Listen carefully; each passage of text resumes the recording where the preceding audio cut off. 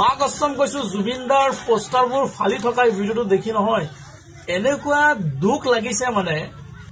কেনেকুৱা মেন্টালিটি কেনেকুৱা সংস্কাৰ থাকিলে এনেকুৱা লৰাবোৰ এনেকুৱা কাম কৰে গোটেই অসমৰ ইমোশনক লৈ আজি তেওঁলোকে এনেকুৱা কাম কৰিছে এই ঘটনাটো কৰ জানে ৰঙিয়াৰ একাংশ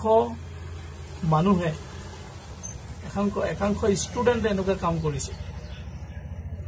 যেটো পোষ্টাৰক আমি শ্ৰদ্ধাঞ্জলি জনাইছো জুবিনদাক সেই পোষ্টাৰটো এনেকৈ ভাঙি থকা ভৰিৰে ভাঙি তছনছ কৰি দিছে এইখনে অসম হয় এইখন অসমতে এনেকুৱা দৃশ্যবোৰ আমি দেখি আছো যদি বাহিৰত হলে হয় একো কথা নাছিলে কিন্তু আমাৰ এই অসমত এনেকুৱা দৃশ্য সকলোৰে হিয়াৰ আমঠুক এনেকুৱা অপমান বহুত বেয়া লাগিছে বহুত দুখ লাগিছে সঁচাই কৈছো এনেকুৱা দৃশ্যবোৰ দেখাৰ পিছত নহয় আবেগিক হৈ গৈছো কেনেকুৱা মেন্টালিটিৰ মানুহ এইবোৰ এনেকুৱা ধৰণৰ এনেকুৱা কাম কৰিব পাৰিছে আৰু যিবোৰ মানুহে কৰিছে হয়তো ভিডিঅটো আপোনালোকে চাব পাৰে প্লিজ আপোনালোকৰ এবাৰ অনুভৱ কৰিবচোন এবাৰ ভাবিব যে যিজন মানুহক আপোনালোকে ইমান সন্মান কৰি শ্ৰদ্ধাঞ্জলি দিছে সেই শ্ৰদ্ধাঞ্জলিৰ পোষ্টাৰবোৰ ভৰিৰে লাঠি মাৰি আপোনালোকে যেনেকে ভাঙিছে অলপো হৃদয়ত লগা নাই নে আপোনালোকৰ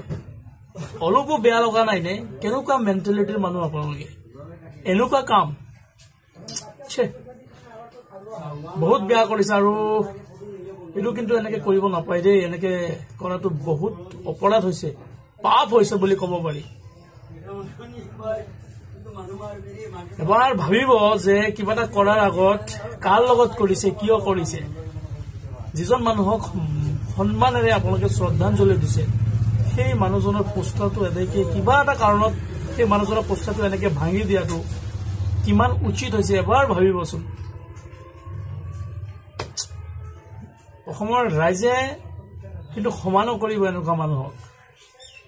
কোনো সমান নকৰে এনেকুৱা মানুহক